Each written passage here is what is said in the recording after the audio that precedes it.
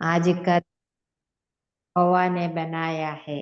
आनंद के साथ इस प्रकार इस मीटिंग में जुड़ने के लिए प्रभु ने हमारी सहायता की है। आज की मीटिंग में जुड़ी हुई सभी बहनों को मैं प्रभु यीशु मसीह के नाम में स्वागत करती हूँ। आज की हमारी मीटिंग का क्रम इस प्रकार होगी। सिस्टर सुप्रिया शाह बराकर प्रार्थना करके मीटिंग शुरू करेंगी और परमेश्वर के नाम की महिमा के लिए सिस्टर दयावती वेदी मानपुर एक गाना प्रस्तुत करेंगी और वचन की सेवकाई के लिए सिस्टर विनीता वीरेंद्र प्रार्थना में अगुवाई करेंगी। आज की वचन की सेवकाई सिस्टर एस्तर संजय के द्वारा की जाएगी। वचन की सेवकाई के बाद सिस्टर रानी थॉमस रायपुर प्रार्थना में अगुवाई करेंगे। आज की बाइबल किस उत्पत्ति 27 अध्याय के आधार पर होगी। सिस्टर सुसन जेम्स बाइबल किस ले लेंगी और सिस्टर सरोज हेमंत प्रसाद प्रार्थना करके मीटिंग समाप्त करेंगे। हम सभी बहन लोग प्रार्थना पूर्वक प्रभु की उपस्थिति में बैठे अभी सिस्टर सुप्रिया शाह प्रार्थना करके मीटिंग शुरू करेंगे। सभी बहनों को जय मसीह। जय मसीह की सिस्टर। आइए हम प्रार्थना करते हैं। हमारे प्रिय अति पवित्र परमेश्वर, हम आपके सामने में आते हैं पिता, और आपको नमन करते हैं इस सुबह के समय। प्रभु जी, आप कितना महान है, जो आपके जैसे महान परमेश्वर हमें प्यार किया प्रभु जी, और इस सुंदर सुबह एक गिफ्ट के तौर से हमें दिया है। इसीलिए प्रभु जी आपको फिर से धन्यवाद देती हूँ। प्रभु जी आपको धन्यवाद देती हूँ। हम जितने ही बहनों इस सिस्टर मीटिंग में ऑनलाइन में जुड़े हुए हैं प्रभु, आप सभी को हम समर्पित करते हैं और खुद भी आपके हाथ में समर्पित होते हैं। प्रभु जी, इस मीटिंग का भार हम आपके हाथों में देते हैं। शुरू से लेके आखिरी तक प्रभु आप इस मीटिंग को चलाइए अपने पवित्र आत्मा के द्वारा। प्रभु जी आपको पास विनती करते हैं, जो आपने हमें सुस्त रखा है और आपके वचन के द्वारा आज आप क्या हमसे बातें करना चाहते हैं ये सुनने के लिए हमें प्रस्तुत किया है। इसीलिए प्रभु आपको बहुत बहुत धन्यवाद देते हैं। प्रभु जी आपको धन्यवाद देती हूँ। जो बहनें अभी इसमें भागी लेंगे, प्रभु सब बहनें को आपका हाथों में रखती हूँ और दुआ करती हूँ। सबको आप अपने पवित्र आत्मा के द्वारा चालित कीजिए। जो बहनें गाना गाएंगी प्रभु, उनको भी उनके कंठ को आप खोल दीजिए प्रभु, जो गाना के द्वारा आपके महिमा हो सके प्यारे प्रभु जी। और जो बहन आपके वचन को तैयार किए हैं आज हमारे सामने में रखने के लिए, ओ प्रभु उस बहन का होठों को आप स्पर्श करें प्रभु। पवित्र आत्मा के अगुवाई के द्वारा उस वचन को आप हमारे सामने में पेश कीजिए प्रभु। बहुरंगी जो ओ प्रभु जो अंगरखा के बारे में वो जो बताने जा रही है, प्रभु जी आप उनको पवित्र आत्मा के द्वारा आप चालित कीजिए। और क्या आप वो वस्त्र को रखे हैं हमारे लिए, हम किस तरह का वस्त्र को परिधान करने वाले हैं प्रभु। आपने धार्मिकता के वस्त्र हमें दिया है, इसलिए आपको हम लोग धन्यवाद देते हैं। उस बहन के द्वारा वो प्रभु आप क्या वचन हमारे सामने में रखना चाहते हैं प्रभु जी, आप हमसे बातें कीजिए। सिर्फ सुने ना प्रभु, लेकिन उस वचन के द्वारा प्रभु हमें आप अगुवाई दीजिए। जीवन में उस वचन को अप्लाई करने में आप सहायता कीजिए प्रभु जी। प्रभु और भी जो बहन क्विज को चलाएंगी और प्रार्थना में जुड़ेंगी प्रभु, सबको आप आशीष दीजिए। खास तौर से प्रभु आपके पास विनती करती हूँ हमारी प्यारी आंटी के लिए, ओ प्रभु मर्सी आंटी के लिए, उनकी फैमिली के लिए, अंकल के लिए प्रभु। उनके द्वारा प्रभु इस ऑनलाइन मीटिंग इतने सालों से चल रहे हैं प्रभु, इसलिए आपको धन्यवाद देती हूँ। खास तौर से प्रभु आपको धन्यवाद देती हूँ उस बुधवार के चेन प्रेयर के लिए प्रभु, जो आपने हमारे जीवन में जुड़े हैं प्रभु जी। आपको बहुत बहुत धन्यवाद देती हूँ प्रभु। इस ऑनलाइन मीटिंग के द्वारा प्रभु हम बहुत आशीषित हुए हैं, इसलिए आपको बहुत धन्यवाद देती हूँ प्रभु जी। इस मीटिंग को फिर से शुरू से आखिरी तक आपके हाथ में रखती हूँ प्रभु। आप कृपया करके हमारी प्रार्थना को प्रभु यीशु मसीह के नाम में सुनिए और कबूल कीजिए। आमीन। आमीन। धन्यवाद सिस्टर। अब सिस्टर दयावती सिस्टर परमेश्वर के नाम की महिमा के लिए एक गाना प्रस्तुत करेंगे। आइए हम छोटा सा गीत है।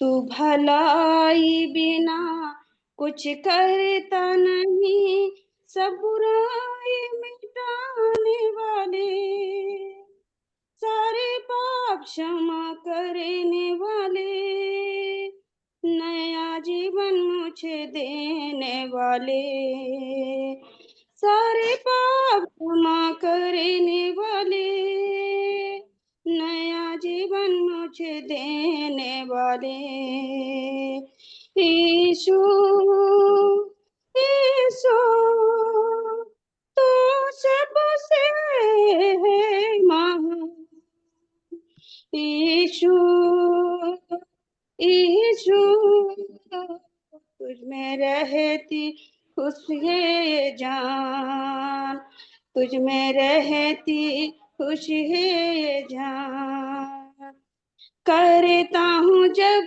तुझसे प्यार, भलाई बदले हर हाल, मानता हूँ जब तेरी बात,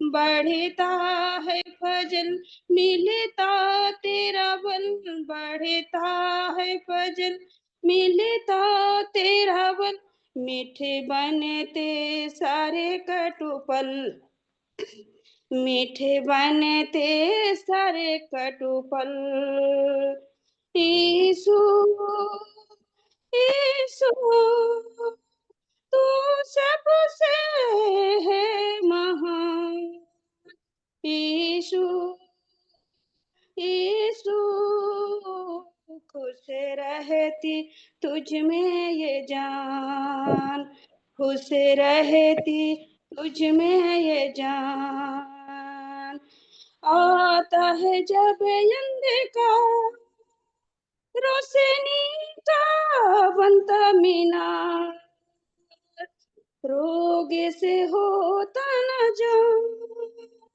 चंगा करता तेरा कलाम, मेरे जीवन में स्वर्ग आशीष, मेरे जीवन में स्वर्ग आशीष, नित्य करता तू हर पल, नित्य करता तू हर पल, यीशु यीशु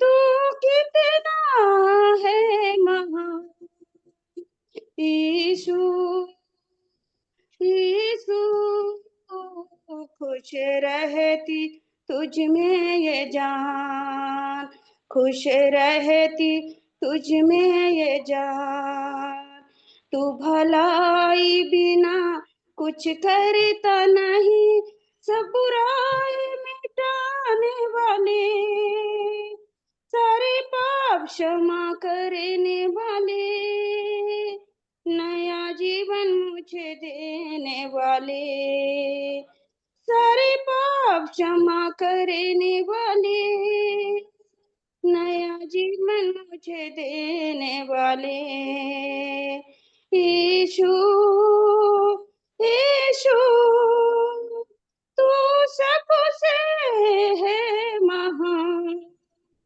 यीशु यीशु खुश रहती तुझ में ये जान, खुश रहती तुझ में ये जान, खुश रहती तुझ में ये जान।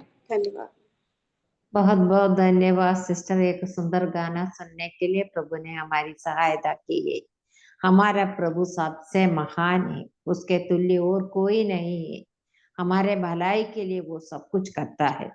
उसके संतान होने के लिए प्रभु ने हमें अनुग्रह दिया। उसके नाम की महिमा हो। अब वचन की सेवकाई के लिए सिस्टर विनीता वीरेंद्र प्रार्थना में अगुवाई करेंगी।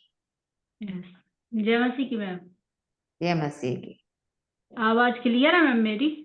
हाँ, आवाज क्लियर है, प्रार्थना कीजिए। जी, आइए हम प्रार्थना करते हैं। धन्यवाद धन्यवाद पिता परमेश्वर, स्वर्ग में विराजमान पिता परमेश्वर, हम यीशु मसीह के नाम से आपके पास आते हैं। हाँ पिता परमेश्वर, हम धन्यवाद देते हैं कि आपने इस दिन को दिखाया, हमारे जीवन में इस नए दिन को जोड़ा, हम इसके लिए धन्यवाद देते हैं। कई लोग होंगे आज के दिन को नहीं देख पाए होंगे, लेकिन पिता परमेश्वर आपने माँ के गर्भ से लेकर आज तक हमें संभाला, सुरक्षित रखा।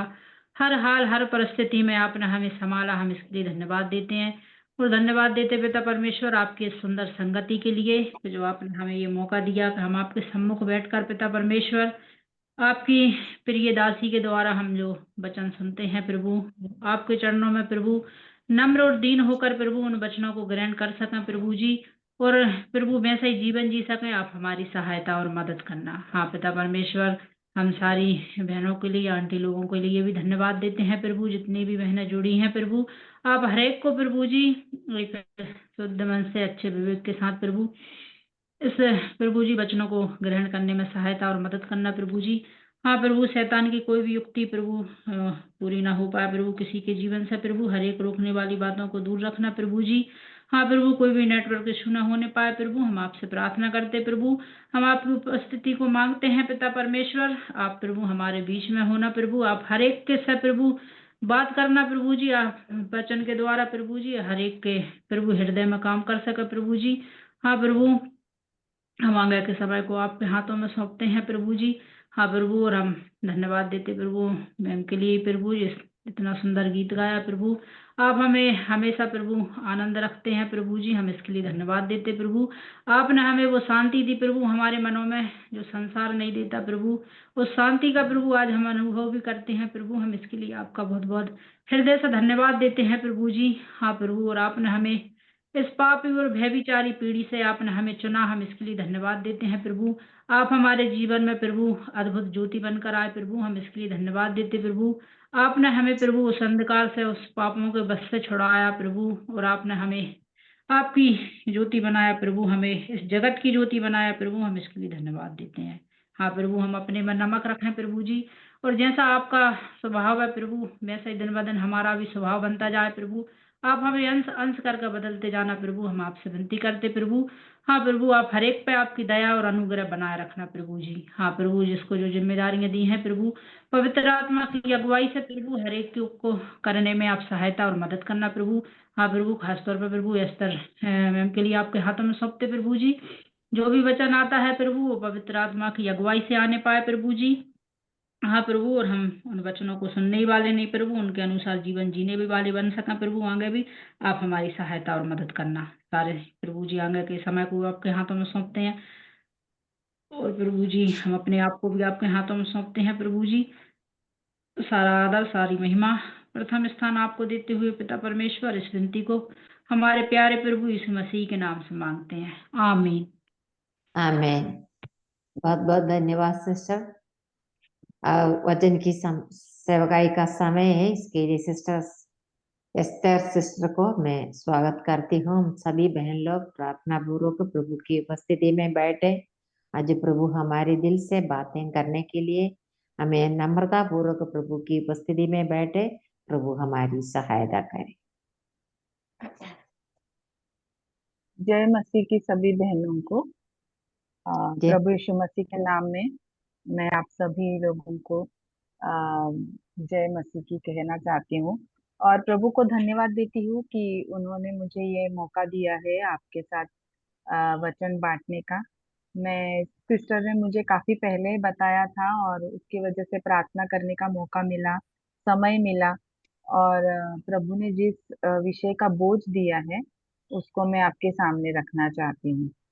अम, हम लोग सब जानते हैं कि जब हम लोग मतलब बड़ी बड़ी जब शादियां होती है और उनका न्योता भेजा जाता है, तो वहां पे वो लोग कुछ रंग मतलब कुछ ड्रेस कोड रखते हैं, मतलब ऐसा कहते हैं कि सारे लोग इस रंग के कपड़े पहनकर आएंगे, कभी कभी सफेद ड्रेस कोड होता है, या फिर कभी गुलाबी रंग का होता है, या उनका अपनी अपनी मनपसंद उनका कोड होता है। और जो लोग शादी में जिनको न्योता दिया जाता है वही वो कलर रंग के कपड़े पहनकर आते हैं। तो अभी सोच लीजिए कि ऐसी कोई शादी है और वहां पे अलग अलग प्रकार के अलग अलग मतलब जो उनका ड्रेस कोड है वो कलर के रंग के कपड़े पहने हुए लोग आए हैं। मान लीजिए कि समझो उनका ड्रेस कोड होगा कि सारे लोग अ, गुलाबी रंग के कपड़े पहनकर आ जाएं। लेकिन ऐसा कौन सा व्यक्ति होगा जिस पे सबकी नजरें टिक जाएंगी, अ, जिसके कपड़े अलग होंगे, है ना। तो अगर समझो बहुत सारे रंग के कपड़े पहने हुए लोग भी रहेंगे, लेकिन अगर कोई रंग बिरंगी पोशाक पहन के अगर वहां पे आ जाएगा तो सारे लोगों की नजरें उसी पर टिकी रहेगी। फिर चाहे कोई कितनी भी अच्छे अच्छे रंग के कपड़े क्यों ना पहने, जो सारे कलर रंग के कपड़े पहनेगा उसके ऊपर उसके प्रति लोग आकर्षित हो जाएंगे। तो आज हम लोग रंग बिरंगी अंगरखा के बारे में सीखने वाले हैं, उसके अहमियत के बारे में सीखने वाले हैं। अभी अगर मैं पूछूंगी रंग बिरंगी पोशाक, अगर मैं ऐसा शब्द इस्तेमाल करती हूँ तो आपको किसकी याद आती है? यूसुफ। कोई बता पाएगा? यूसुफ, यूसुफ। बराबर। यूसुफ। हाँ बराबर, एकदम सही जवाब। यूसुफ के बारे में तुरंत हमारे मन में ख्याल आता है, क्योंकि उसके उसके जो पिताजी थे उन्होंने उसको रंग बिरंगी पोशाक बनाकर दिया था। क्यों दिया था? क्योंकि वो उससे सबसे ज्यादा प्यार करते थे। और वो इस बात की उसे याद दिलाना चाहते थे कि तू मेरा सबसे चहेता बेटा है ना। हम लोगों के मन में एकदम से यूसुफ के बारे में आ जाता है। और इसका वर्णन उत्पत्ति 37 के 3 में हम पढ़ते हैं। और सबसे खास बात यह है ना कि ये रंग बिरंगी पोशाक जिस यूसुफ के विषय में इस संदर्भ में इसका वर्णन आता है, उल्लेख आता है, उसका जीवन प्रभु यीशु मसीह के जीवन से काफी काफी हद तक मेल खाता है। अगर हम बारीकी से अगर उसका जीवन देखेंगे तो बहुत सी बातें, मतलब ज्यादातर बातें उसकी प्रभु यीशु मसीह के जीवन के साथ मेल खाती है। लेकिन आज हम यूसुफ के बारे में सीखने वाले नहीं है। इसी में मैं थोड़ा सा एक आपको ट्विस्ट दे रही थी। ये ऐसा है कि मैंने इसलिए ये विषय, मतलब इसको ये ऐसा शीर्षक दिया ताकि आपके मन में उत्सुकता जाग उठे कि क्या सिखाने वाली है सिस्टर। यूसुफ के बारे में हम लोग सब जानते हैं, और ज्यादा करके इस पर हमने संदेश भी सुने होते हैं। और हमको ये पता होता है ना, यूसुफ के बारे में क्या हुआ था और उसका जीवन कैसा था, हम सब जानते हैं। रंग बिरंगी जो अंगरखा है ना, वो इस उसका जो उसकी जो खासियत है वो ये है कि वो ईश्वरीय उद्देश्य और बुलाहट का प्रतीक है, रंग बिरंगी अंगरखा। और हम जानते हैं कि यूसुफ किस तरह उसकी नुमाइश करता था, है ना। उस वो अंगरखा पहनता था, जब भी वो अंगरखा पहनता था उसे ये याद आता था कि वो अपने पिता का सबसे चहेता है, उसके पिताजी उससे बहुत प्यार करते हैं। लेकिन उसके जो भाई थे उनको उससे ईर्ष्या होती थी। ये उस पोशाक की खासियत थी। हम लोगों को भी प्रभु यीशु मसीह ने जब इस संसार से चुना तो हमको उद्धार के वस्त्र पहनाए। और हम उस उद्धार के वस्त्र को अ, क्या हम वो हमारे जो पाप के जो मैले चिथड़े थे वो परमेश्वर ने हटा दिए, और प्रभु यीशु मसीह के द्वारा हमको परमेश्वर ने उद्धार के वस्त्र पहनाए। तो जिस तरह यूसुफ अपने रंग बिरंगी पोशाक की नुमाइश करता था, क्या हम अपने उस वस्त्र की नुमाइश करते हैं? क्या हम इस संसार के लोगों में अपनी एक अलग पहचान लेकर घूमते हैं? या क्या हमारे जीवन की ओर देख कर लोगों को ये पता चलता है कि हम इस संसार से अलग है? तो आज हम इस अभी रंग बिरंगी वस्त्र कहेंगे तो उसमें बहुत सारे रंग होते हैं। आज हम उसका एक रंग हम कंसिडर करेंगे, उसके बारे में देखेंगे, और वो है गहरा लाल रंग। क्योंकि आज मैं जिस व्यक्ति के जीवन के बारे में आपसे शेयर करने वाली हूँ, उसके नाम का अर्थ ही जलता हुआ कोयला है। अभी भी आप सोचते होंगे, अरे सिस्टर किस विषय में बातें, किसके बारे में बताती होंगी, ये तो बहुत अनजान विषय लग रहा है। तो आइए मेरे साथ, कोई बहन पढ़ेगी तो मुझे थोड़ी सहायता मिलेगी।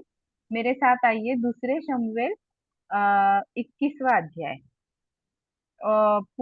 21वां अध्याय आप खोलिए, दूसरे शमूएल का 21वां अध्याय। इस अध्याय में कुल मिलाकर 22 वचन है। हम ये पूरा अध्याय तो नहीं पढ़ेंगे, लेकिन दूसरा शमूएल 21वां अध्याय 1 से 14 हम पढ़ेंगे। और इसमें हमारा अध्ययन का मुख्य वचन दूसरे शमूएल 21 का 10 है। लेकिन मैं चाहती हूँ कि कोई बहन फटाफट दूसरे शमूएल 21वां अध्याय उसका 1 से 14 पढ़े। दाऊद के दिनों में लगातार 3 वर्ष तक अकाल पड़ा। तो दाऊद ने यहोवा से प्रार्थना की। यहोवा ने कहा, यह साउल की और उसके खूनी घराने के कारण हुआ, क्योंकि उसने गिबोनियों को मरवा डाला था। तब राजा ने गिबोनियों को बुलाकर उनसे बातें की। गिबोनी लोग इस्राएलियों में से नहीं थे, वे बचे हुए एमोरियों में से थे, और इस्राएलियों ने उनके साथ शपथ खाई थी। परंतु साउल को जो इस्राएलियों और यहूदियों के लिए जलन हुई थी, इससे उसने उन्हें मार डालने का यत्न किया था। तब दाऊद ने गिबोनियों से पूछा, मैं तुम्हारे लिए क्या करूं और क्या करके ऐसा प्रायश्चित करूं कि तुम यहोवा के निज भाग को आशीर्वाद दे सको। गिबोनियों ने उससे कहा, हमारे और साउल या उसके घराने के मध्य रुपए पैसे का कोई झगड़ा नहीं, और ना हमारा काम है कि किसी इस्राएली को मार डालें। उसने कहा, जो कुछ तुम कहो वही मैं तुम्हारे लिए करूंगा। उन्होंने राजा से कहा, जिस पुरुष ने हमको नष्ट कर दिया और हमारे विरुद्ध ऐसी युक्ति की कि हमारा ऐसा सत्यानाश हो जाए कि इस्राएल के देश में आगे को ना रह सके, उसके वंश के 7 जन हमें सौंप दिए जाएं, और हम उन्हें यहोवा के लिए यहोवा के चुने हुए साउल की गिबा नामक बस्ती में फांसी देंगे। राजा ने कहा, मैं उनको सौंप दूंगा। परंतु दाऊद ने और साउल के पुत्र योनातान ने आपस में यहोवा की शपथ खाई थी कि इस कारण राजा ने योनातान के पुत्र मपीबोशेत को, जो साउल का पोता था, बचा रखा। परंतु अर्मोनी और मपीबोशेत नामक अय्या की बेटी रिस्पा के दोनों पुत्र जो साउल से उत्पन्न हुए थे, और साउल की बेटी मेरब, जो 5 बेटे जो महोलवासी बर्जिल्लै के पुत्र अद्रियल की ओर से थे, इनको राजा ने पकड़वाकर गिबोनियों के हाथ सौंप दिए। और उन्होंने उन्हें पहाड़ पर यहोवा के सामने फांसी दी, और सातों एक साथ नष्ट हुए। उनका मार डाला जाना कटनी के पहले दिनों में, अर्थात जौ की कटनी के आरंभ में हुआ था। तब अय्या की बेटी रिस्पा ने टाट लेकर कटनी के आरंभ से लेकर जब तक आकाश से उन पर वर्षा न हुई तब तक चट्टान पर से अपने नीचे बिछाए रही, और ना तो दिन में आकाश के पक्षियों को और न रात में बनाए पशुओं को उन्हें छूने दिया। जब अय्या की बेटी साउल की रखेल रिस्पा के इस काम का समाचार दाऊद को मिला, तब दाऊद ने जाकर साउल और उसके पुत्र योनातान की हड्डियों को गिलाद याबेश के लोगों से ले लिया, जिन्होंने उन्हें बेतशान के उस चौक से चुरा लिया था, जहां पलिश्तियों ने उन्हें उस दिन टांगा था जब उन्होंने साउल को गिलबो पहाड़ पर मार डाला था। वह वहां से शाऊल और उसके पुत्र योनातन की हड्डियों को ले आया और फांसी पाए हुओं की हड्डियां भी इकट्ठी की गई। तब शाऊल और उसके पुत्र योनातन की हड्डियां बिन्यामीन के देश के जेलों में शाऊल के पिता कीश के कब्रिस्तान में गाड़ी गई और दाऊद की सब आज्ञाओं के अनुसार काम हुआ। इसके बाद परमेश्वर ने देश के लिए प्रार्थना सुन ली। शुक्रिया बहन, आपने बहुत स्पष्ट आवाज में वचन पढ़ा है। मैंने ये शास्त्र भाग इसलिए पढ़ने को दिया क्योंकि ये शास्त्र भाग ज्यादा जानकारी, मतलब ज्यादा बहनों की जानकारी में ये शास्त्र भाग नहीं है। यह बहुत अनकॉमन है, मतलब ज्यादा इसके बारे में कोई नहीं जानता। रिस्पा के बारे में ज्यादातर लोग नहीं जानते। इसके लिए मैंने सोचा कि इसकी जो पार्श्वभूमि है वो आपके ध्यान में आ जाए। तो यहाँ पे जो वचन 10 है ना, वो मैं फिर से एक बार पढ़ना चाहूंगी। तब अय्या की बेटी रिस्पा ने टाट लेकर कटनी के आरंभ से लेकर जब तक आकाश से उन पर वर्षा न हुई तब तक चट्टान पर उसे अपनी नीचे बिछाई रही, और न तो दिन में आकाश के पक्षियों को और न रात में बनेले पशुओं को उन्हें छूने दिया। अब संक्षेप में हम देखेंगे, रिस्पा जो थी वो शाऊल की रखैल थी, जिसका कोई अस्तित्व नहीं था, कोई पहचान नहीं थी, उसकी कोई आवाज नहीं थी।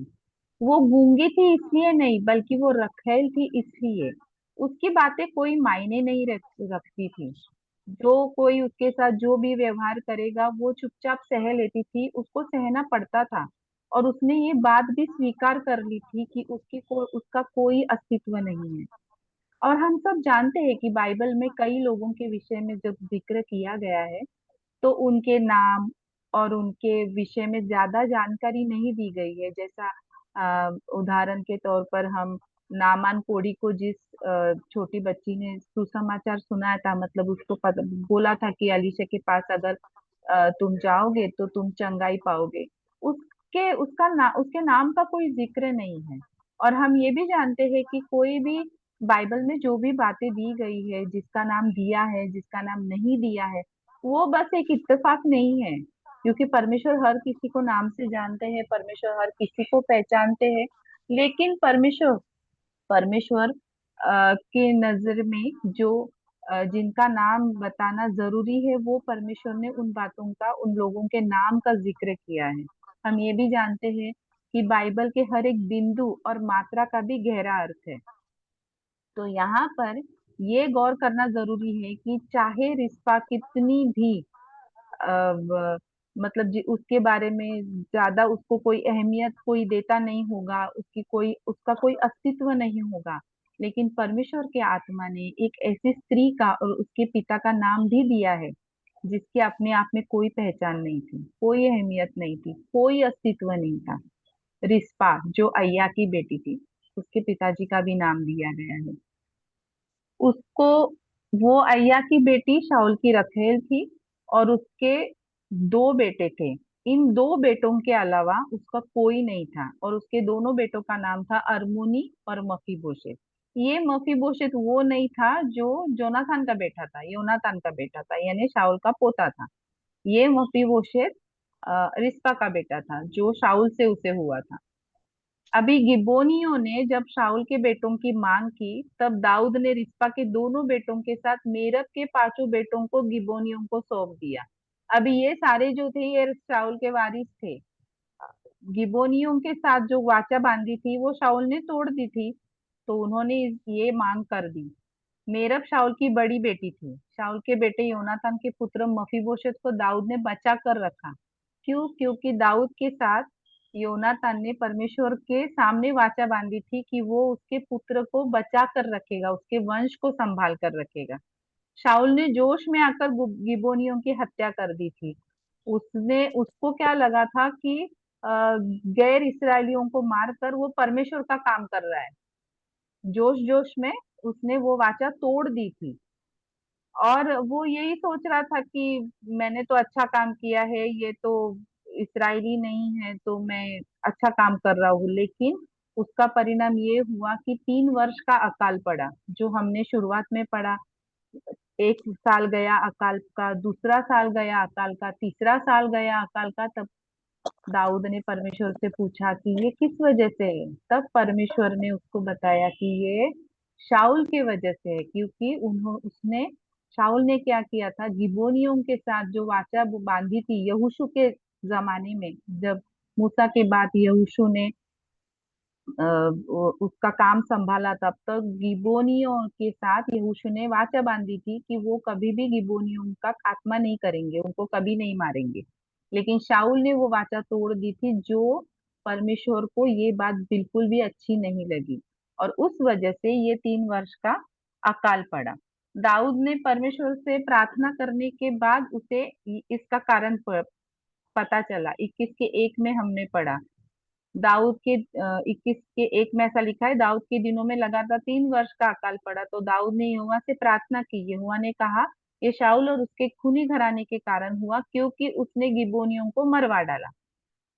तो कई बार, हाँ, कई बार ऐसा होता है कि हम अपने गलत जोश में होश खो बैठते हैं, और हमको ऐसा लगता है कि हम परमेश्वर का काम कर रहे हैं, परमेश्वर की महिमा का काम कर रहे हैं, और ये परमेश्वर के प्रति हमारी धुन है, और ये सारी बातें जो हम कर रहे हैं वो परमेश्वर को पसंद आएगी। लेकिन ऐसा नहीं होता है। कई बार हम जो अपने जोश में करते हैं वो परमेश्वर को आनंद देने वाला नहीं होता, वो परमेश्वर के मन को दुखी करने वाली बात होती है। और शाऊल ने जो गिबोनियों की हत्या की, उसका हर्जाना उसके बेटों को अपनी जान गंवा कर भरना पड़ा। एक माँ से उसके दोनों बेटे छीने गए, और वो कुछ नहीं कर पाई, ना आवाज उठा पाई, ना विरोध कर पाई, ना अपने बच्चों को बचा पाई। रिस्पा के दोनों बेटों को, अरमोनी और मपीबोशेत को, शाऊल के अन्य 5 बेटों के साथ गिबोनियों के हाथ में सौंप दिया गया, और गिबोनियों ने उन्हें पहाड़ पर परमेश्वर के सामने फांसी दी। अभी यहाँ पे जो परमेश्वर के सामने फांसी दी, वो इसके लिए इसलिए कहा गया है क्योंकि वो जो है, वो जो परमेश्वर ने उनको बताया था ना कि ये शाऊल की वजह से हुआ है। तो दाऊद ने कहा कि जो तुम कहोगे मैं करूंगा। जैसे कि हमने पढ़ा, हमारी बहन ने पढ़ा, उसने क्या कहा था, उन्होंने क्या कहा कि हमको रुपए चांदी कुछ नहीं चाहिए। तो इसके लिए दाऊद ने उससे पूछा कि क्या चाहिए फिर, तो उन्होंने बोला शाऊल के बेटे दो, 7 बेटे। तो इसके लिए उनको उस पहाड़ पर फांसी दी गई। उनको तब मार डाला जब जौ की कटनी का आरंभ हुआ था, जो हम वचन 10 में पढ़ते हैं। फिर क्या हुआ, रिस्पा कुछ नहीं कर पाई। रिस्पा दाऊद से कुछ नहीं कह पाई कि मेरे तो 2 ही बेटे हैं, तुम उन्हें भी ले रहे हो, तो मेरे पास क्या बचेगा, कुछ नहीं कह पाई वो। फिर वचन 10 में हम पढ़ते हैं कि उसने क्या किया, टाट लिया, एक चट्टान पर उस टाट को बिछाया, और वो वहां पर बैठ गई। और वहां कब तक बैठी रही, 1-2 दिन नहीं, 3-4 दिन नहीं, पूरे 6 महीने। आप सोचो, एक माँ वहां पर बैठी हुई है चट्टान पर, टाट पर, किस लिए, क्यों कर रही थी ऐसा। अब यहाँ हम लोग देखते हैं कि वो क्यों बैठी थी वहां पे, क्योंकि उसने अपने मन में ये ठान लिया था कि जीते जी तो मैं अपने बच्चों को नहीं बचा पाई, लेकिन मैं अपने बेटों के मृत शरीरों का अनादर नहीं होने दूंगी। मैं उनके शवों को आकाश के पक्षियों से और रात के बनेले पशुओं से बचा कर रखूंगी। अब कई लोग ऐसा सोचते हैं कि, या सोचते होंगे कि ऐसा क्यों है, कि तो वो तो चले गए, वो तो सिर्फ शरीर है, वो तो मिट्टी से मिट्टी मिल जानी है, पर ऐसा क्यों। रिस्पा ने केवल उसके उसकी ये जो उसने ये जो किया, वो क्यों किया, क्योंकि इसका कारण हम व्यवस्था विवरण के 21 वे अध्याय के 22 और 23 में देखते हैं। यहाँ पे मैं आपके लिए पढ़ देती हूँ। रिस्पा के इस काम के पीछे क्या कारण था, व्यवस्था विवरण 21वां अध्याय, उसका 22 और 23 वचन। फिर यदि किसी से प्राण दंड के योग्य कोई पाप हुआ हो जिससे वो मार डाला जाए, और तू उसके शव को वृक्ष पर लटका दे, तो वह शव रात को वृक्ष पर टंगा न रहे, अवश्य उसी दिन उसे मिट्टी देना, क्योंकि जो लटकाया गया हो वह परमेश्वर की ओर से शापित ठहरता है। इसलिए जो देश तेरा परमेश्वर यहोवा तेरा भाग करके देता है, उसकी भूमि को अशुद्ध न करना। इसी वजह से रिस्पा वहां बैठी रही। कितने दिन बैठी रही? यहाँ पर ऐसा लिखा है, कटनी के आरंभ से लेकर बारिश होने तक वो बैठी रही। इसका अर्थ यह है, निसान के महीने से अर्थात मार्च अप्रैल से लेकर तिश्रे के महीने तक अर्थात सितंबर अक्टूबर के महीने तक वो लगातार 6 महीने वहां बैठी रही। उसी टाट पर जो उसने उस चट्टान पर बिछाया था, लगातार बैठी रही थी। खाना पीना उठना बैठना सारी नैसर्गिक क्रियाएं वो वहीं पर करती होगी। क्यों? क्योंकि ऐसा लिखा है कि उसने आकाश के पक्षियों को दिन में और रात में बनेले पशुओं को उन्हें छूने तक नहीं दिया। सिर्फ उसके 2 बेटों को नहीं, बल्कि जो और 5 बेटों को शाऊल के वहां लटकाया गया था, उनके शवों को भी उसने संभाला। किसी बने हुए पशु को उन्हें छूने नहीं दिया और किसी आकाश के पक्षियों को उन्हें छूने नहीं दिया। पूरे 6 महीने रिस्पा इस बात के ऊपर डटी रही, बिल्कुल भी वहां से हिली नहीं। और आप सोच सकते हैं कि ये काम कितना मुश्किल है। जैसे वहां उन्हें वहां लटका दिया होगा, जैसे वो मर गए होंगे, तो आप सोचो कि क्या हुआ होगा। वहां पे गिद्ध आए होंगे। गिद्ध से लड़ना आसान बात नहीं है। हम पक्षी सोचेंगे तो हमारे सामने छोटे छोटे पक्षी वगैरह आएंगे, लेकिन छोटे पक्षी नहीं, गिद्ध आए होंगे। कितने बनेले पशु आए होंगे जो वो शरीर खाना चाहते होंगे, लेकिन वो लगातार 6 महीने उनकी रखवाली करती होगी। उन्हें उन शरीरों को सड़ते हुए देखा, उसने उस शरीरों को गलते हुए देखा, उसने उस शरीर से निकलने वाली बदबू को सहा और दिन रात उसी काम में लगी रही, दुख करती रही, रोती रही, लेकिन अपने बेटों के शवों का अनादर नहीं होने दिया उसने। उसका परिणाम क्या हुआ? 6 महीने के बाद आखिरकार दाऊद ने ये सुना। उसने दाऊद को जाकर कोई गुहार नहीं लगाई कि आपने तो अभी मेरे बेटों को तो आपने टंगा दिया, अभी एटलीस्ट उनकी अंतिम क्रिया तो कीजिए। ऐसा उसने कुछ नहीं कहा। वह सिर्फ जो कर सकती थी वह वो करती रही, वहां बैठी रही और अपना काम करती रही, रोती रही, दुख मनाती रही, पहरा देती रही। फिर दूसरे शमूएल के 21वें अध्याय के 12 से 14 में हम पढ़ते हैं, तब दाऊद ने जाकर शाऊल और उसके पुत्र योनातान की हड्डियों को गिलादी याबेश के लोगों से ले लिया, जिन्होंने उन्हें बेतशान के उस चौक से चुरा लिया था जहाँ पलिश्तियों ने उसे उस दिन टांगा था। तब उन्होंने शाऊल को गिलबो पहाड़ पर जब उन्होंने शाऊल को गिलबो पहाड़ पर मार डाला था। 13वां वचन, वो वहां से शाऊल और उसके पुत्र योनातान की हड्डियों को ले आया और फांसी पाए हुओं की हड्डियां भी इकट्ठी की गई। तब शाऊल और उसके पुत्र योनातान की हड्डियां बिन्यामीन के देश के जेला में शाऊल के पिता कीश के कब्रिस्तान में गाड़ी गई और दाऊद के सब आज्ञाओं के अनुसार काम हुआ। उसके बाद परमेश्वर ने देश के लिए प्रार्थना सुन ली।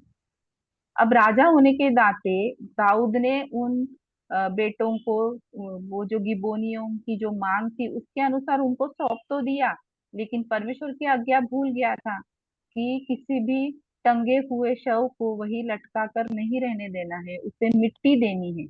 लेकिन वो अपना कर्तव्य भूल गया। लेकिन इन बच्चों की माँ जो थी वो उस बात को नहीं भूली, वो लगातार वहीं पर बैठी रही। और हम वहां पे देखते हैं कि आखिरकार उसने जो 6 महीने वहां बिताए, उसकी आंसू परमेश्वर ने देखे, उसका दुख परमेश्वर ने देखा और परमेश्वर ने दाऊद के द्वारा ऐसा काम किया। सिर्फ उसके बेटों को ही एक उसके बेटों को ही जो फ्यूनरल है वो सिर्फ उसके बेटों को ही नहीं मिला, बल्कि शाऊल और योनातान को भी अंतिम क्रिया मिली। उनके पिता के कब्रिस्तान में गाड़ा गया। उनको उनको वो गाड़े जाने का सम्मान मिला। नहीं तो ये लोग तो कहीं और ही पड़े हुए थे उनकी हड्डियां। शाऊल ने सिर्फ उन बेटों के हड्डियों को ही नहीं लाया, बल्कि शाऊल और योनातान की हड्डियों को भी वो जाकर लेकर आया और उसके पिता कीश के कब्रिस्तान में उसने उनको गाड़ा। अभी हम यहाँ पे ये भी देखते हैं कि यहाँ पे ऐसा लिखा है 14वें वचन में कि उसके बाद परमेश्वर ने देश के लिए प्रार्थना सुनी। हुआ क्या था, 3 साल का अकाल था। फिर गिबोनियों ने आकर, जब दाऊद ने पूछा कि क्या कारण है, तब परमेश्वर ने उसको बताया कि शाऊल ने गिबोनियों को मार डाला था, उसकी वजह से ऐसा हुआ। फिर गिबोनियों को दाऊद ने बुलाया कि आपको क्या चाहिए इसके बदले में। तो उन्होंने कहा शाऊल के बेटों को सौंप दो। उन्होंने अपना जो बदला था वो तो ले लिया, अपना जो गुस्सा था उसके इन 7 बेटों को मारकर उन्होंने खत्म कर दिया। उनका काम सिर्फ उनको टांगना था, लेकिन इन दाऊद ये भूल गया कि उनको उतार कर उनका दफन विधि करना है, उनकी अंतिम क्रिया करनी है। ये दाऊद भूल गया था। उनको मारने के बाद भी अकाल खत्म नहीं हुआ था, वो लगातार चालू था, क्योंकि परमेश्वर की व्यवस्था पूरी नहीं हुई थी, परमेश्वर का वचन पूरा नहीं हुआ था। और इसकी भनक दाऊद, जो परमेश्वर के मन के अनुसार का बंदा था, उसको भी नहीं थी। ये बात रिस्पा के मन में आई, और रिस्पा को इस बात का पता था कि ये होना कितना जरूरी है। और उसका वो 6 महीने का वो जो वो वहां पे बैठी रही, उसका जो 6 महीने का शोक, उसके आंसू, उसकी मन की उसकी मनोदशा, वो सिर्फ परमेश्वर जानते थे। परमेश्वर ने उसके आंसुओं को देखा, उसके आंसुओं का उसके आंसुओं का जो मूल्य है वो सिर्फ परमेश्वर ने समझा। और फिर वह समाचार दाऊद तक गया, और फिर आगे की सारी कार्यवाही पूरी हुई। तो हम यहाँ पे क्या सीखने को मिलता है। अभी वो तो अपने मरे हुए बेटों के लिए उनका जो उनके शवों का अनादर ना हो, इसके लिए उसने अपनी जी जान लगा दी। लेकिन आज हमारे बच्चे, हमारी आज की युवा पीढ़ी, हम इस रिस्पा के जीवन से क्या सीखते हैं। उसके उसके नाम का अर्थ है जलता हुआ कोयला। लेकिन उसके जीवन में हम ऐसा कोई जलजलाहट नहीं देखते, ऐसा कोई चिल्लाना नहीं, कोई आवाज नहीं, कोई आ, वो कोई किसी से कोई झगड़ा नहीं कर रही है, कुछ नहीं कर रही है, सिर्फ रोती है, शोक मनाती है, पहरा देती है, वही डटी रहती है।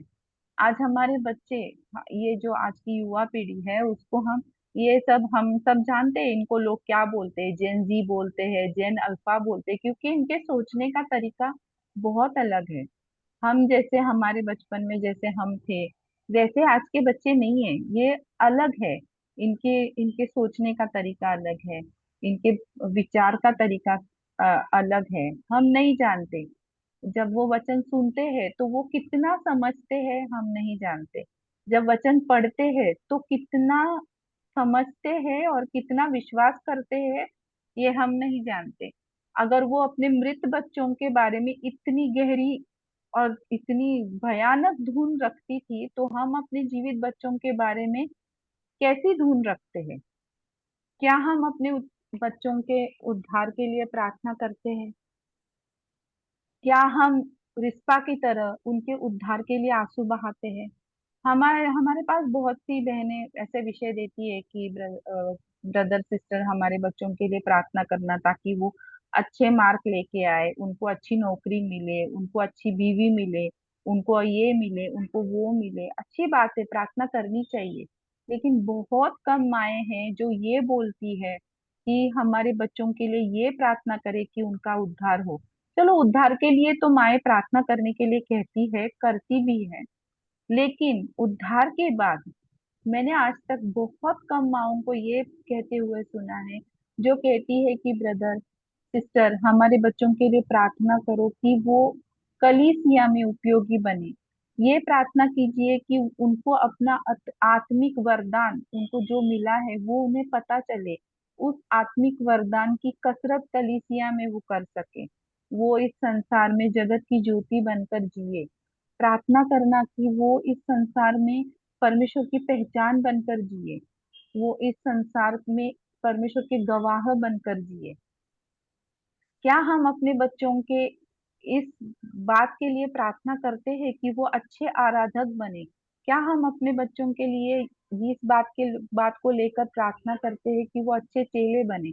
हम करते हैं, करते होंगे सारी बहनी, पर क्या रिस्पा जैसी धुन के साथ हम ये करते हैं?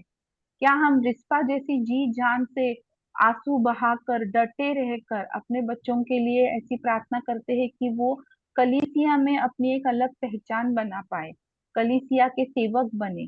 क्या हम ये प्रार्थना करते हैं कि परमेश्वर के जीवन में उनके लिए जो योजनाएं हैं और जिस मकसद से परमेश्वर ने उनको हमें दिया है और इस संसार में भेजा है, वो मकसद उनके जीवन में पूरा हो? क्या हम अपने बच्चों के लिए आंसू बहा बहा कर डटे रहकर प्रार्थना करते हैं?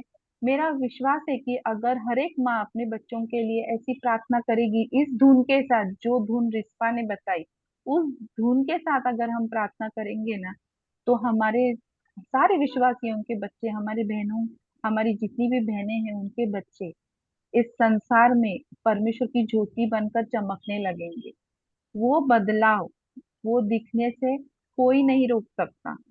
लुका 23 के 28 में प्रभु यीशु मसीह जब अपना क्रूस उठाकर चल रहे थे और उन्होंने स्त्रियों को रोते हुए देखा, तब उन्होंने उनसे क्या कहा? हम पढ़ते हैं लुका 23 का 28वां वचन। यीशु ने उनके ओर मुड़कर कहा, हे यरूशलेम की पुत्रियों, मेरे लिए मत रो, परंतु अपने और अपने बालकों के लिए रो। ये बहुत जरूरी है कि हम रोज अपने खुद के लिए और अपने बच्चों के लिए रोए, क्योंकि ये जो पीढ़ी है, शैतान उन्हें अब परमेश्वर से दूर लेकर जा रहा है, परमेश्वर के वचन से दूर लेकर जा रहा है। वचन सुनते तो है, लेकिन उनके दिल में वो वचन कितना जड़ पकड़ता है हम नहीं जानते, हम नहीं देख सकते, हम समझ नहीं सकते, लेकिन हम उनके लिए प्रार्थना कर सकते हैं। और परमेश्वर एक माँ की आंसुओं को भी प्रार्थना के रूप में स्वीकार करता है। ये बहुत जरूरी है। नाइन गांव की जो विधवा थी, उसका बेटा मरा हुआ था, प्रभु यीशु मसीह अपने चेलों के साथ वहां से गुजर रहे थे। हम नहीं देखते कि नाइन गांव की विधवा ने प्रभु यीशु मसीह को आवाज दी और उसने कहा, प्रभु यीशु मसीह मेरे बेटे को आप मौत में से जिला लो। नहीं कहा उसने, वो बस रो रही थी और प्रभु यीशु मसीह ने उसके आंसुओं की भाषा को समझा और उसके बच्चे को जिलाया। अगर प्रभु यीशु मसीह मरे हुए बच्चे को जिला सकते हैं, प्रभु यीशु मसीह, तो हमारे हमारे जो जीवित बच्चे हैं उनको कितने अद्भुत रीति से वो आत्मिक तौर पर जिलाएंगे, ताकि वो जलते हुए दीप बने इस संसार में। और परमेश्वर प्रभु यीशु मसीह ने जैसे कहा, मैं जगत की ज्योति हूँ, फिर प्रभु यीशु मसीह कहते हैं, तुम जगत की ज्योति हो। ये एक ही ऐसी चीज है जो प्रभु यीशु मसीह अपने व्यक्तित्व के बारे में जो कहते हैं, वही वो अपने साथ बांटते हैं। जगत की ज्योति होना, जो प्रभु यीशु मसीह खुद है, और वो चाहते कि हम भी जगत की ज्योति बने।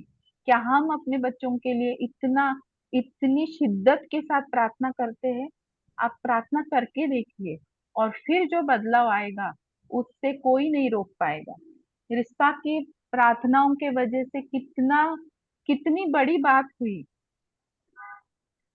3 साल के बाद शाऊल और योनातान को एक अच्छा बरियल मिला, एक अच्छा अंत्य विधि मिला। दाऊद को इस बात का एहसास हुआ कि उसने व्यवस्था विवरण 21, 22 और 23 के नियम का पालन ही नहीं किया, और जब उस बात का पालन हुआ तब अकाल खत्म हो गया, अकाल समाप्त हो गया और बारिश होने लगी। सिर्फ रिस्पा की उस कोशिश के कारण। गिबोनियों के मामले में, जब भी गिबोनियों ने शाऊल के 7 बेटों को मार डाला, तब उनका जो बदला था और उनके जो दिल में जो कड़वाहट हुई थी और जो उन्हें अब वो दिल में आहत हुए थे, उसको पूर्ण विराम मिला। जब उन्होंने शाऊल के बेटों को लटका कर मार डाला, तब उनको उनके मन को तसल्ली मिली। कई बार ना हम लोग परिवार में या कलीसिया में, हम बातों बातों से या अपने व्यवहार से कई बार एक दूसरे को चोट पहुंचाते हैं, और बाद में हम ऐसे उनके साथ मिलते हैं या व्यवहार करते हैं जैसे कुछ नहीं हुआ हो और सब पहले जैसा है, लेकिन उनके मन में वो बात कचोटती रहती है।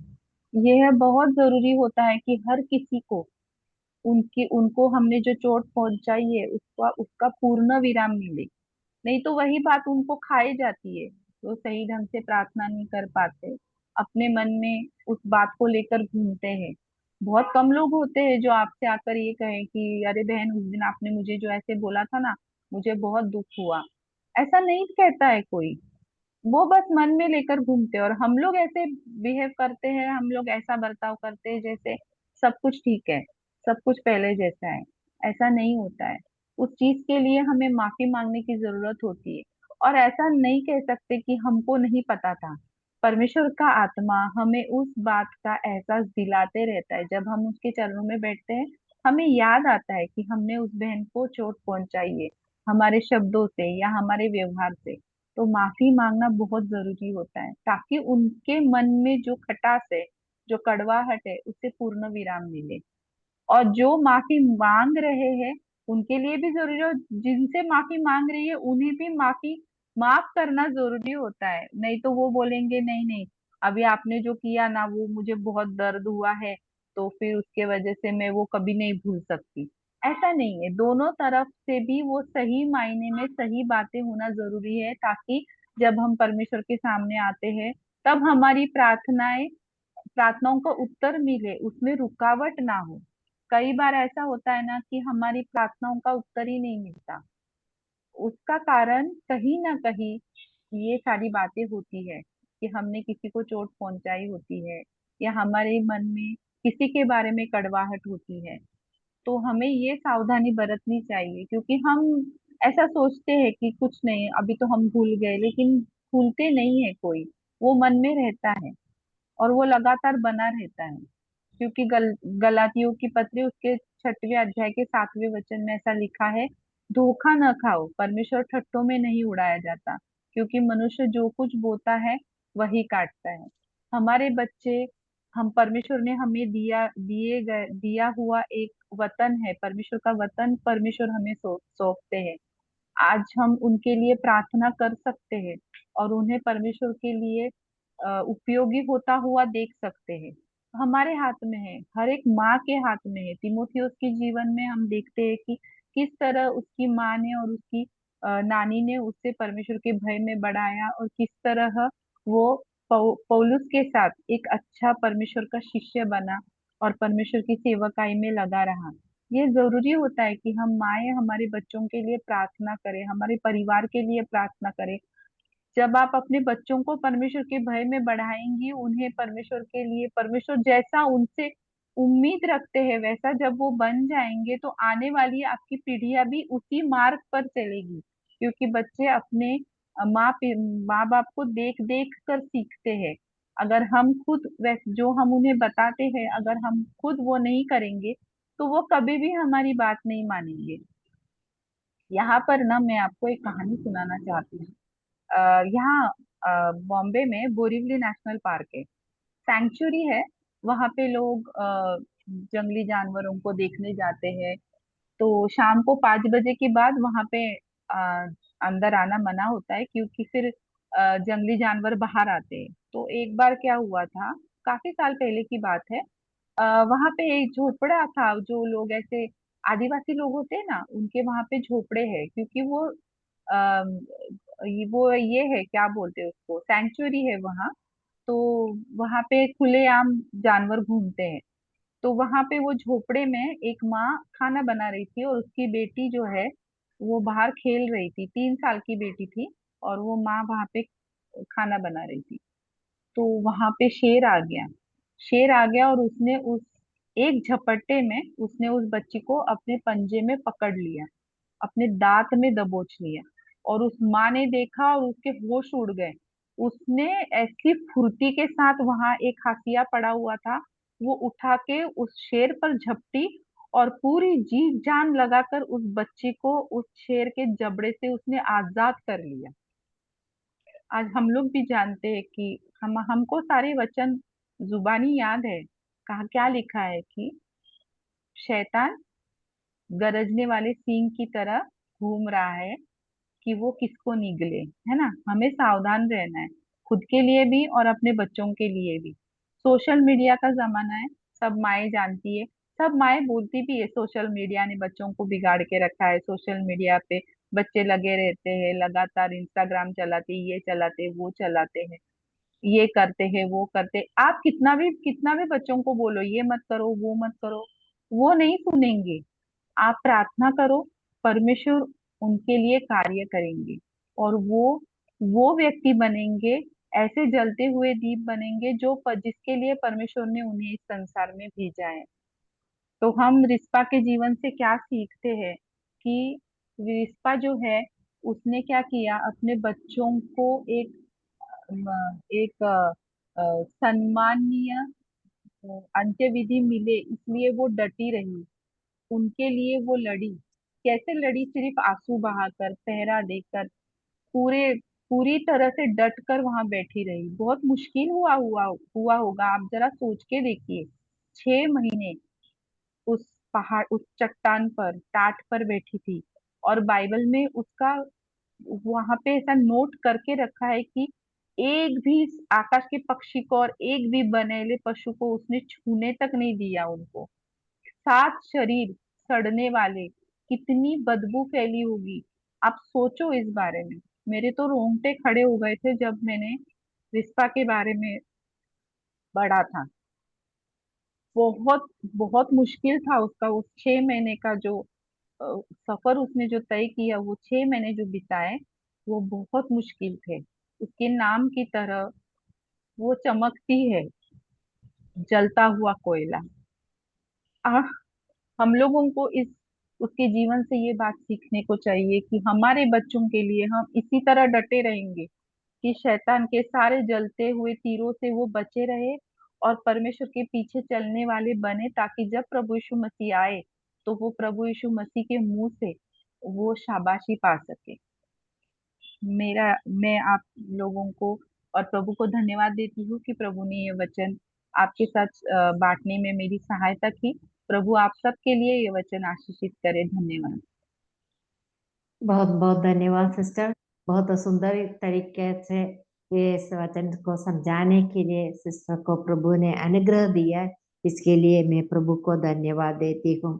आज हमने अय्या की बेटी रिस्पा के बारे में कई बातों को विचार करने के लिए प्रभु ने हमारी सहायता की है।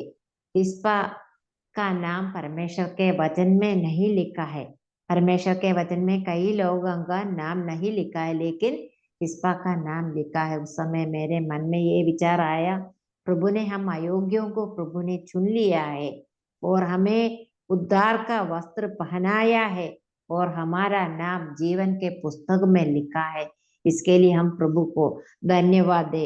रिस्पा अपने बेटों के लिए उसने क्या किया, टाट लेकर 6 महीने तक चट्टान पर बैठी थी।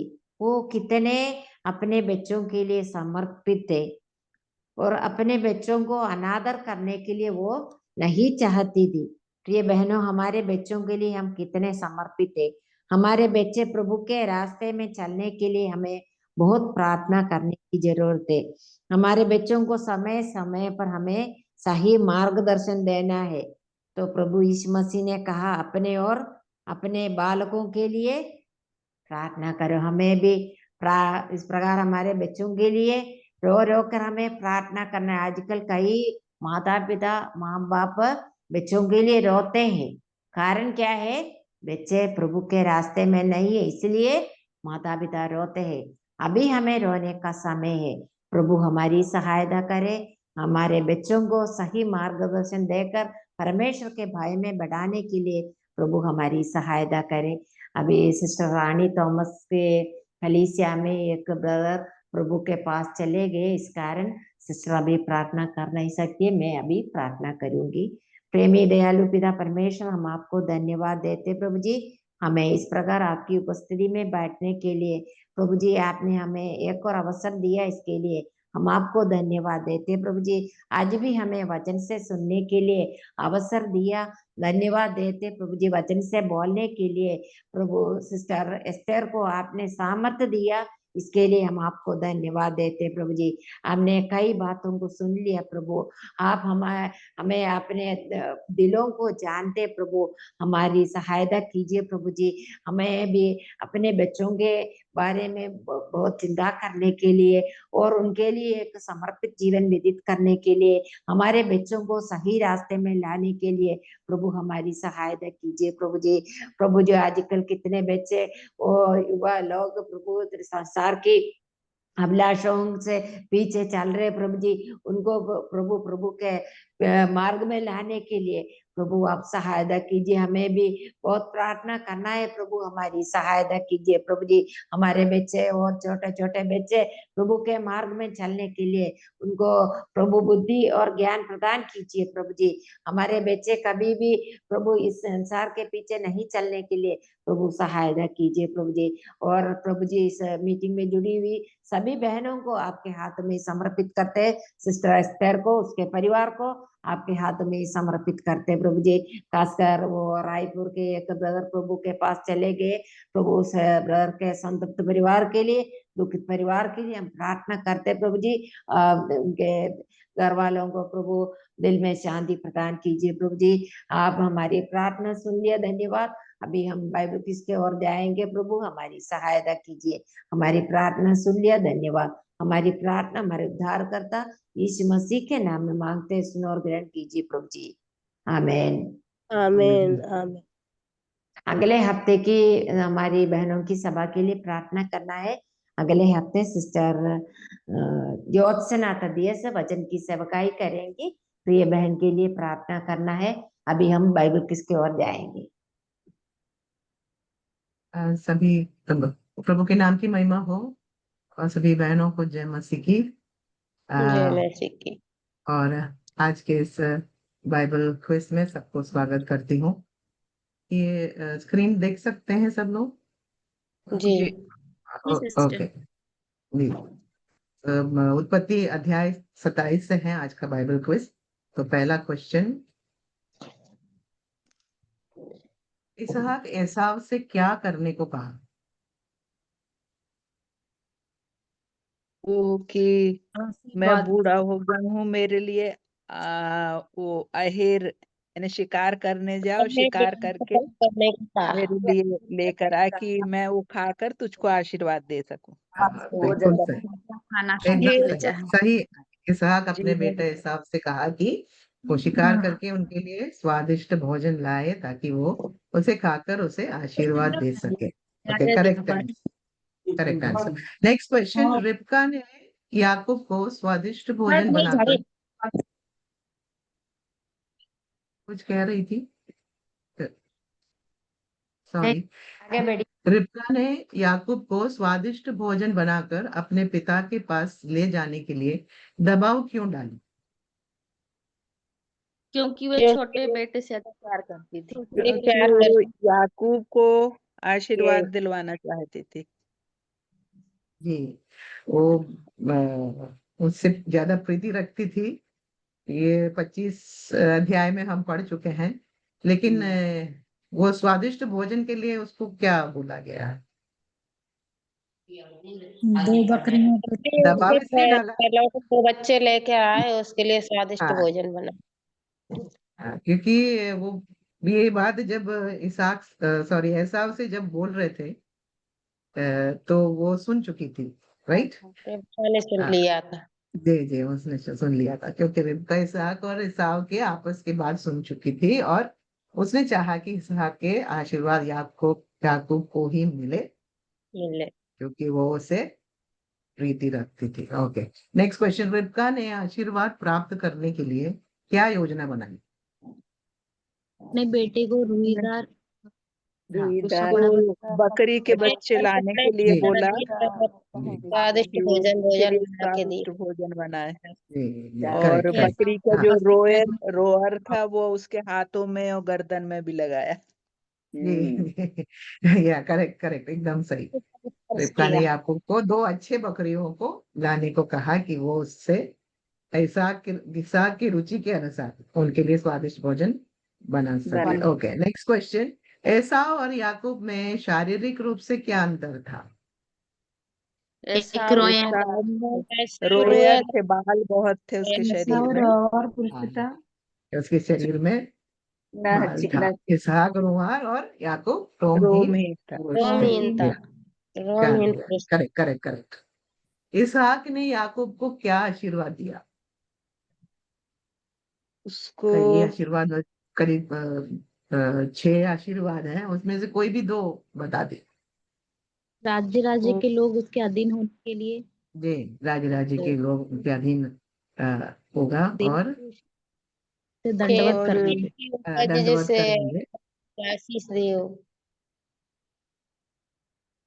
हाँ भूमि ओके। और उत्तम उपज और बहुत सी अनाज उत्तम उपज या धान्य, राइट या करेक्ट करेक्ट। और उसके भाई वो धन, सब दंडवत धान्य, करेंगे। उपज और लोगों पर प्रभुता के आशीर्वाद दिया। Okay, yes. Next question. एसाव ने जब अपने पिता का आशीर्वाद याकूब को मिलने की बात सुनी तो उसने क्या प्रतिक्रिया दी?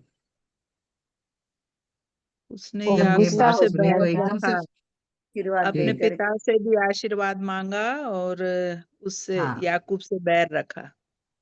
हाँ, वो एकदम से उनकी उनकी जो प्रतिक्रिया, उन्होंने ऊंची आवाज से, है ना, उसने हाँ, अत्यंत ऊंचे और दुख भरे चिल्लाकर स्वर से से चिल्लाकर चिल्ला अपने पिता से आशीर्वाद की आशीर्वाद याचना की। या मुझको भी करेक्ट, बार बार आशीर्वाद दो। जी। नेक्स्ट, एसाव ने याकूब के प्रति क्या योजना बनाई?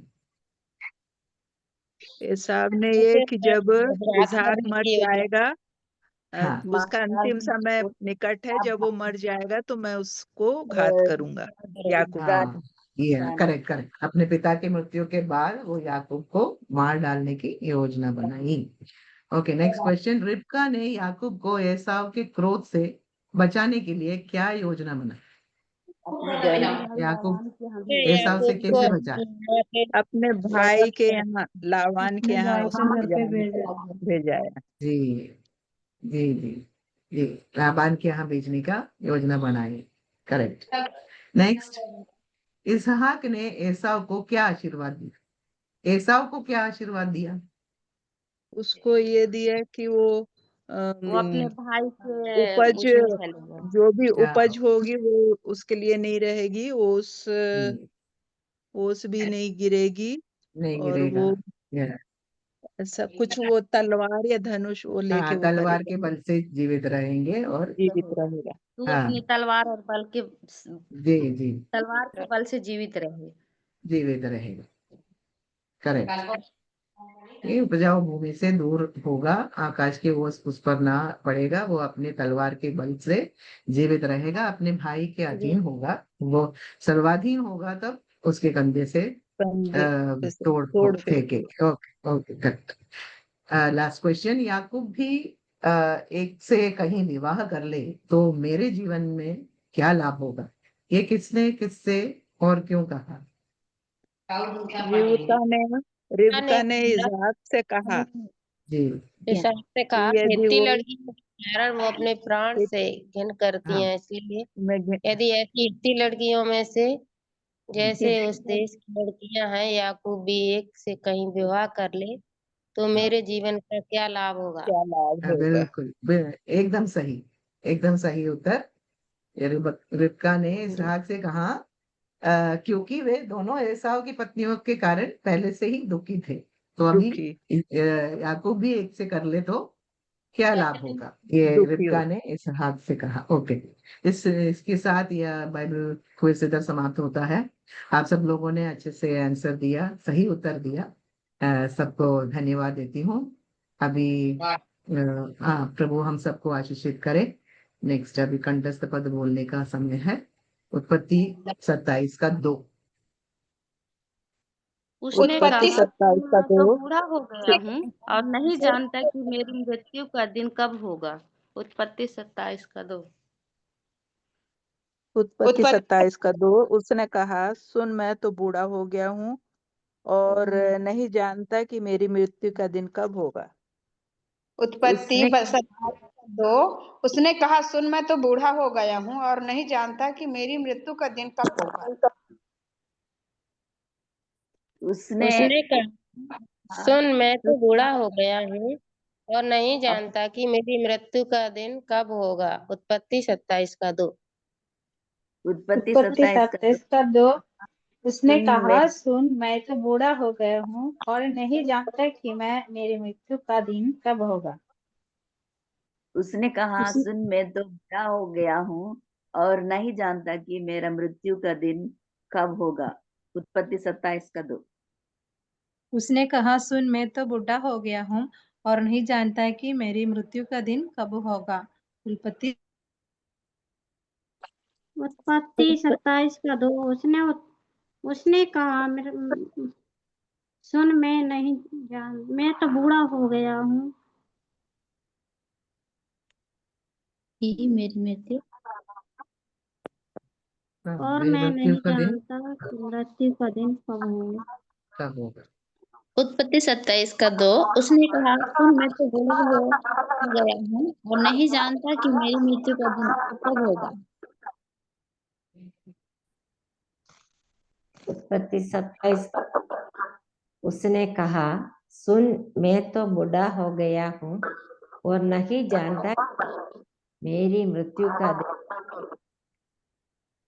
बुढ़ापा की अवस्था में याकूब कहता है, मैं नहीं जानता मृत्यु का दिन कब होगा।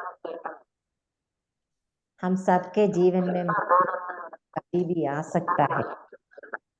इसके लिए हमें तैयार रहना है। इस विषय पर हमें डरने की जरूरत नहीं, क्योंकि प्रभु के हाथ में सुरक्षित है। इसके लिए हमें तैयार रहना है। कभी भी हमारे जीवन में हो सकती है। प्रभु सहायता के अभी सिस्टर सरोज मीटिंग समाप्त करेंगे। अगले हफ्ते की मीटिंग करना है और रायपुर में एक जॉन नामक एक भाई प्रभु के पास चले गए। हमारे मृत्यु होने के बाद उसका मृत्यु हो गई। दुखित परिवार के लिए भी हम प्रार्थना।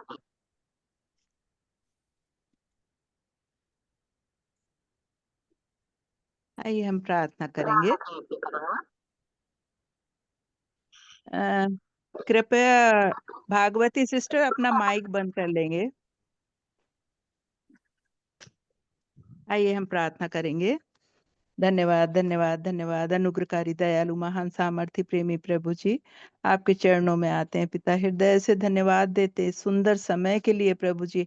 आपने ये सुंदर समय हम बहनों को दिया प्रभु जी, कि आपके सन्मुख बैठकर प्रभु जी हम आपके नाम की महिमा स्तुति कर सकें प्रभु जी, आपके वचन को सुन सकें प्रभु जी। उसके लिए हम हृदय से धन्यवाद देते हैं प्रेमी प्रभु जी।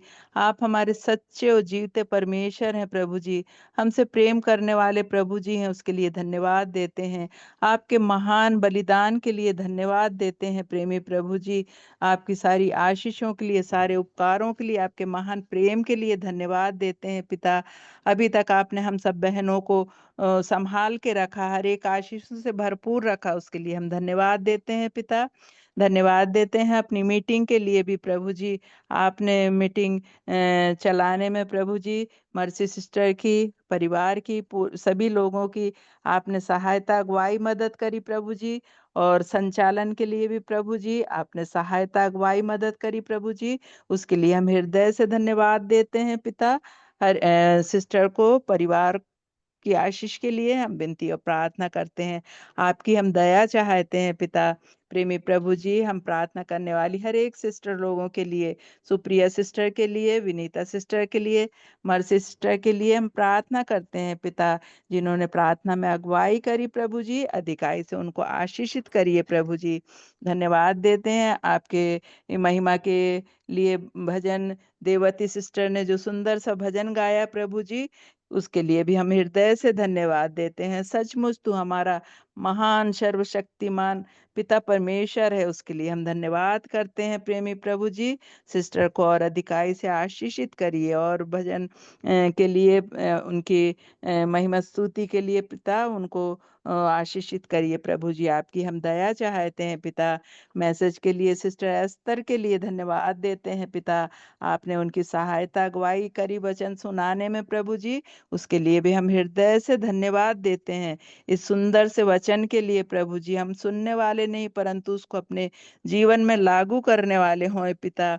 सचमुच रिस्पा के जैसे हम भी अपने बच्चों के लिए रोएं प्रभु जी, अपने बच्चों के लिए प्रार्थना करें प्रभु जी। इस संसार से, शैतान से और हर एक बातों से अपने बच्चों को बचाने के लिए प्रभु जी हम अपने पिता परमेश्वर से प्रार्थना करें पिता।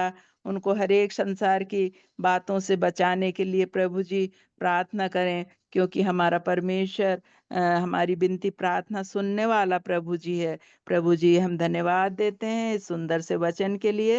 बहन को आप अधिकाई से आशीषित करिए प्रभु जी, और सेवकाई के लिए इस्तेमाल करिए प्रभु जी। उनके परिवार के लिए, बच्चों के लिए, सबके लिए प्रार्थना करते हैं।